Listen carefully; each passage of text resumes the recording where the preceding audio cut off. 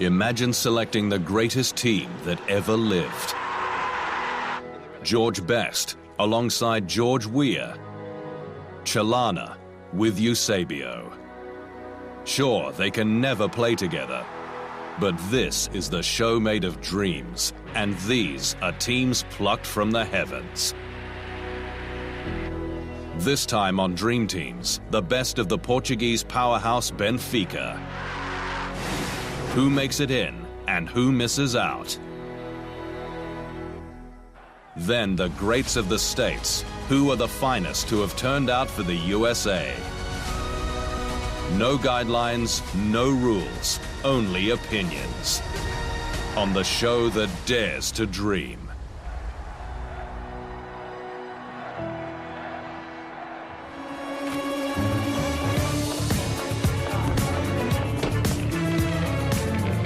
I don't listen to what he says. You got a special one? Mind control. I am the greatest.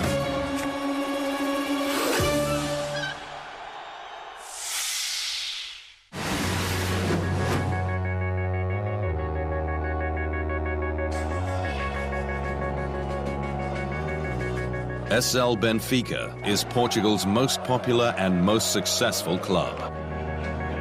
The red team of the country's big three, Benfica has won the Primeira Liga and the Taça de Portugal more than rivals Sporting Lisbon and Porto and any other. As Águias, the Eagles, were also the first Portuguese club, and in fact the first anywhere not named Real Madrid, to win the European Cup, with triumphs in 1961 and 62. Eusebio, their greatest ever player and a Portuguese legend, only played in the second of those triumphs. But so much of Benfica's story is tied in with the man called O Rei, the King.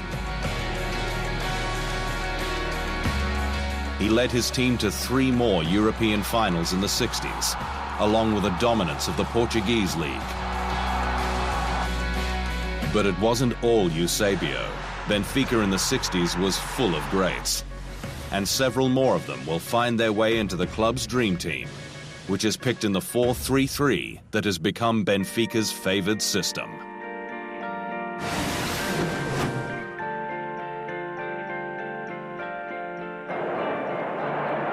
The goalkeeper for the 2 wins in 1961 and 62, as well as Benfica's defeats in 63 and 65, was Alberto da Costa Pereira. We can forgive him for the ball squirming through his grasp for Inter's winner in the 65 final, but not so much that he can beat out Manuel Bento for the keeper's role here. Bento, who joined in 1972 and played for 20 years, won more leagues, more taças, and was Portuguese Footballer of the Year in 77. We're giving Bento the place in goal for this dream team. Which other legends will join him as we pick the best of Benfica? Find out after the break.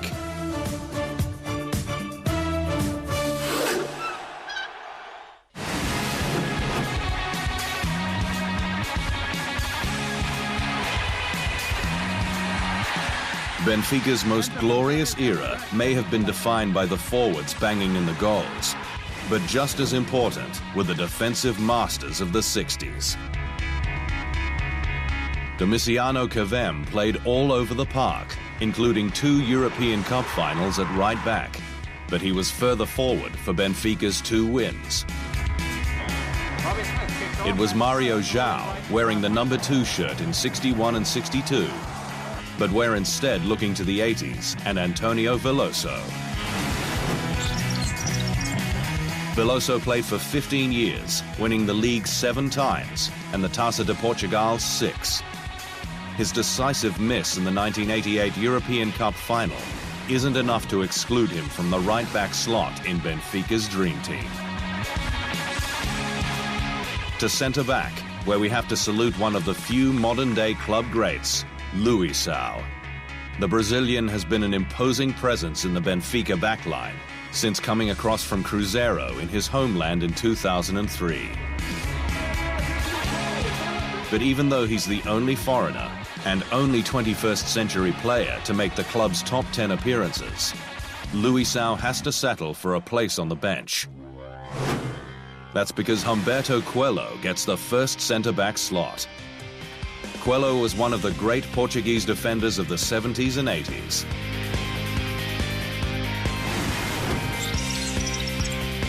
In 2 7-year spells with Benfica, Coelho won 8 Ligas, 6 Taças, and was Portuguese Footballer of the Year in 1974.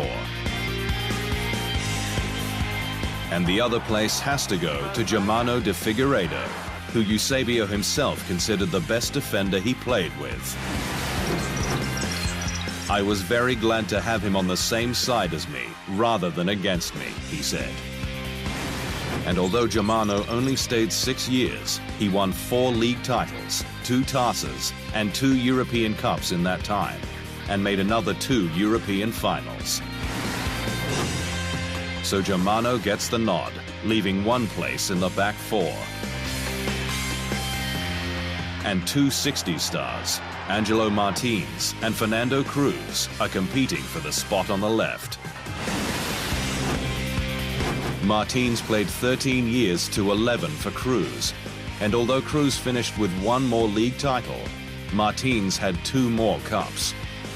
Cruz in fact played further forward until Martins retired, so his versatility will give him the edge to complete the back 4.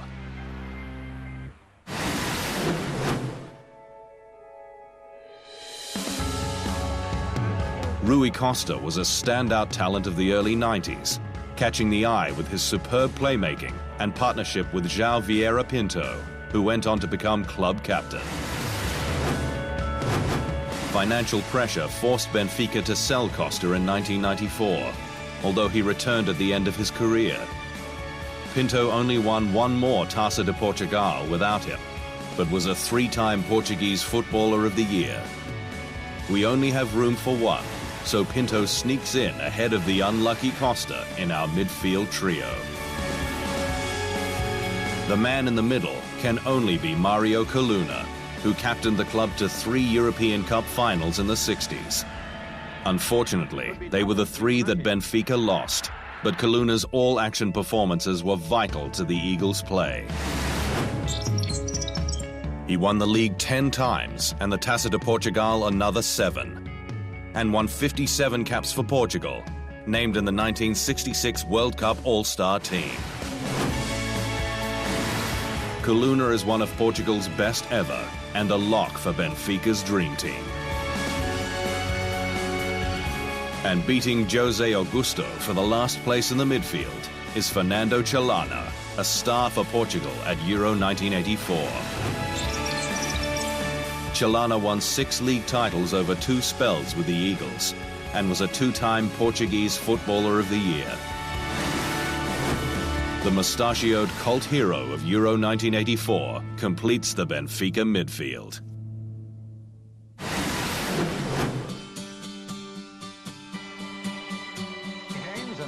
The front 3 is a clean sweep for the 60s strikers, starting with José Aguas, who was club captain for the back-to-back European Cups, scoring in the semi and final of the 1962 edition. An aging Aguas left the club a year later, but his prolific goal-scoring record saw him finish with 5 Primera Divisão titles and 7 Taças. And he'll start on the right of the front 3 in Benfica's dream team.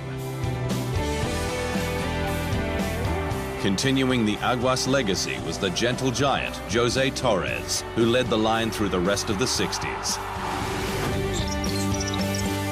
Joining in 1959, Torres was around for the 2 European Cups, although he didn't play in either, and also won 9 Ligas and 4 Taças. He'll provide the aerial threat here too, which leaves just 1 spot. And who could it be but Eusebio, among the greatest of all time and one of the game's most beloved figures.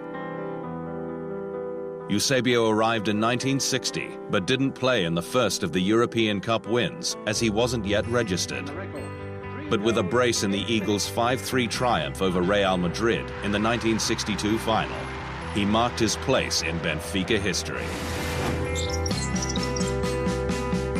He went on to become the club's record goalscorer, helping Benfica win 11 league titles and 5 Taças. He won the 1965 Ballon d'Or, and he'll complete a team with 6 European Cup winners. The manager can only be Bela Gutmann, who was in charge for the 2 European Cups, and who many say is responsible for the club's lack of success on the European stage since. The Hungarian was denied a pay rise after the 1962 final and resigned in fury, declaring, "Not in 100 years from now will Benfica ever be European champion." Benfica fans have struggled through many a lost final since, but here, Gutmann will look to break his own curse. His bench covers the eras, with the ultra-versatile 60s star Domiciano Cavem, the prolific 70s and 80s striker Nene, the maestro of the 90s Rui Costa, and the 21st century rock Luisao. Now it's your turn. Who makes your Benfica Dream Team? Visit our Facebook page Dream Teams HQ to have your say and to compare teams with other viewers from around the world. Let the debates begin. Next on Dream Teams, the greats who have helped establish soccer in the US sporting landscape.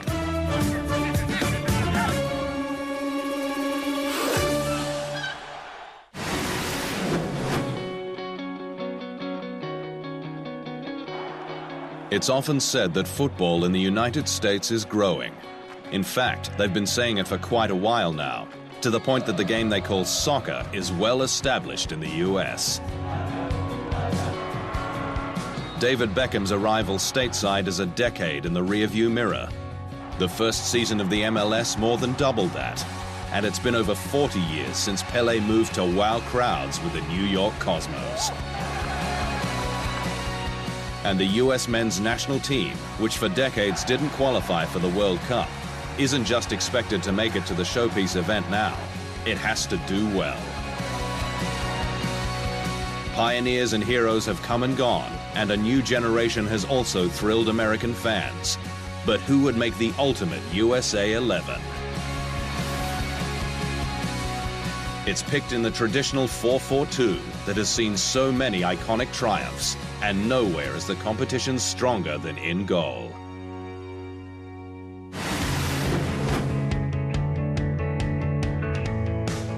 The US has been blessed with some world-class goalkeepers over the years. 2 have even scored in the Premier League. Brad Friedel for Blackburn Rovers and Tim Howard for Everton. Casey Keller also played in the Premier League for Leicester City and Tottenham Hotspur. And all 3 were named US Soccer Athlete of the Year. 3-time winner Keller played 5 World Cup matches and won 3 CONCACAF Gold Cups. Friedel never won a Gold Cup, but starred in the 2002 World Cup campaign. Howard has a Gold Cup and was Soccer Athlete of the Year twice, the second time coming from his immense performance in the World Cup, highlighted by a record 16 saves in their second-round loss to Belgium. With over 100 caps, both team and individual honors, and that iconic performance, the Secretary of Defense has earned his place in Team USA's best 11. To left back, where the pickings are slim. In fact, our choice is between Carlos Bocanegra, more of a centre-back, and DeMarcus Beasley, more of a winger. Bocanegra earned 110 caps in 11 years, 63 as captain, and led Team USA at the 2010 World Cup, where he played some left back. But in 2014, Beasley performed the role with aplomb. That made him the first man to play in 4 World Cups for the US, while he also has league titles in the Netherlands with PSV Eindhoven and Scotland with Rangers. A 4-time Gold Cup winner, Beasley's credentials can't be ignored, so he's in at left back. But nor can we look past Bocanegra. He was a 2-time Gold Cup winner, MLS Defender of the Year twice, and carved out a solid career in Europe. Eddie Pope could have played abroad, but chose to stay in the US and scored the winner for DC United in the first MLS Cup final. But his numbers don't quite stack up against Bocanegra's, and nor can 1995 US Soccer Athlete of the Year, Alexi Lalas, force his way in, especially when Marcelo Balboa, who won it twice and took the 1991 Gold Cup, must also be included. So Bocanegra takes the first of the two centre-back slots. And Balboa, who was the first US player to 100 caps and anchored the defence in the 1990 and 94 World Cups, is the other central defender, with only one true contender to complete the defence. It has to be Steve Cherundolo, who played his entire professional career with Hanover in Germany and played 87 matches in national team colours, was in 3 World Cup squads, and won the 2005 CONCACAF Gold Cup. Cherundolo completes the back four for our USA Dream Team.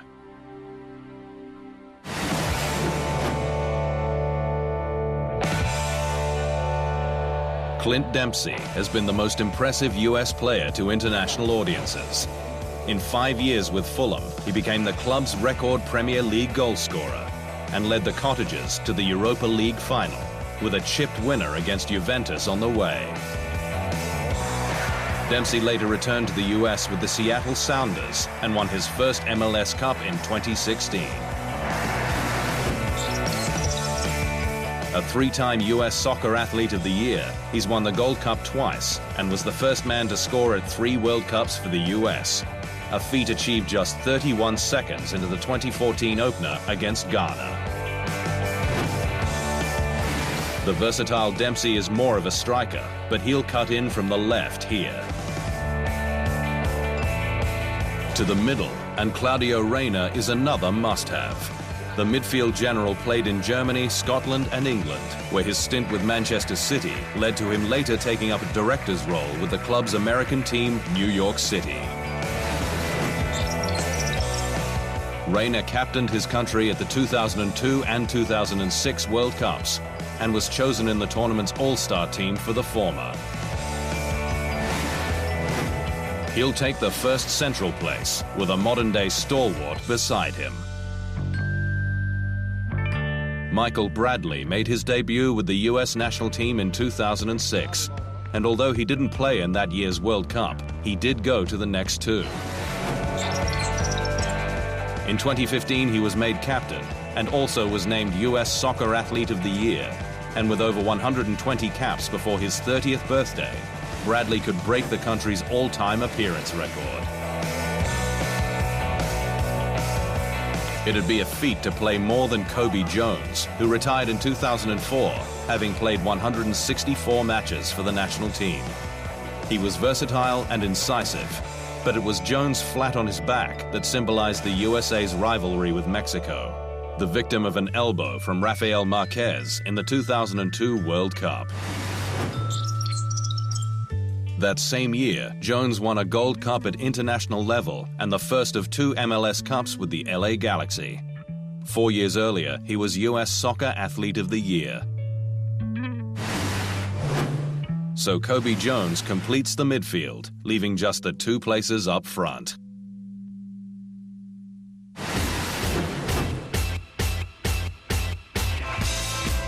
For the impact that he's had both domestically and with the national squad, Landon Donovan is the US men's team's greatest.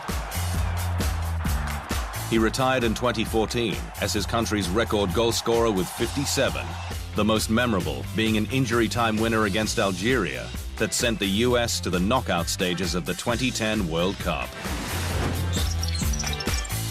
He is also the MLS record goal scorer, a 6-time MLS Cup winner, a 4-time US Soccer Athlete of the Year, and his selection up front is the easiest call in the USA's Dream Team.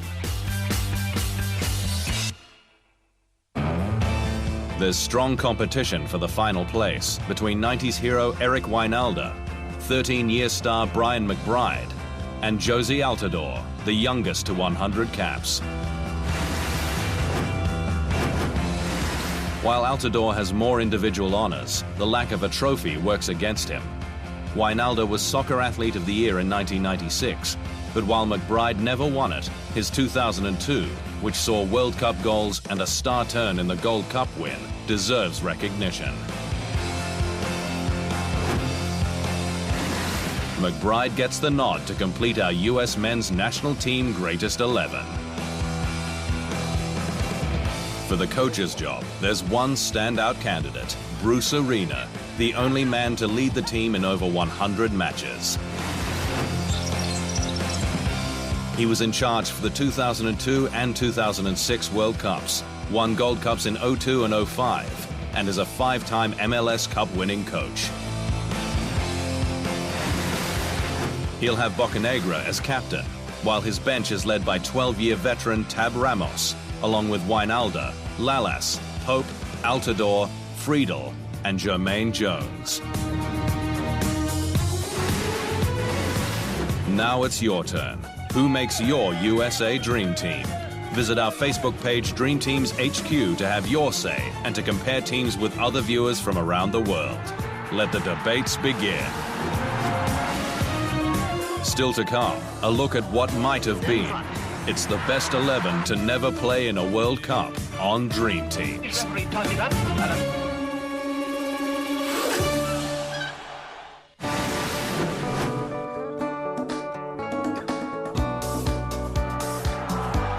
Playing in a World Cup is the pinnacle of any footballer's career. But not every player is lucky enough to be in the right place at the right time. Here's our dream team of stars for whom the stars never aligned.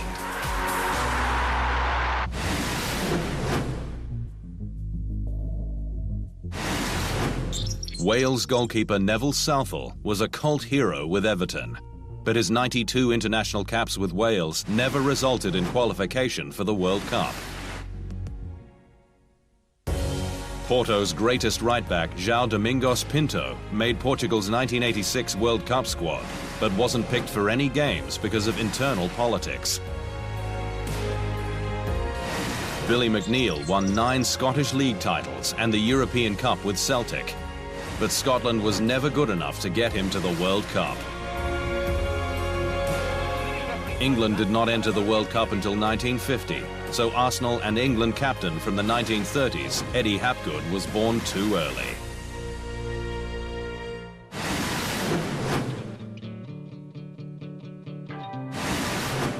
Valentino Mazzola was the biggest name in Italian football of the war-torn 40s, but he was killed in the Superga plane crash, which wiped out the Torino team in 1949. George Best was a genius, but Northern Ireland was weak. By the time they improved enough to qualify in 1982, Best was washed up. Duncan Edwards was a shining star, but he died at 21 in the devastating Manchester United air disaster of 1958. Ryan Giggs won 13 Premier League titles with Manchester United, but didn't have enough backup at Wales to get through World Cup qualifying.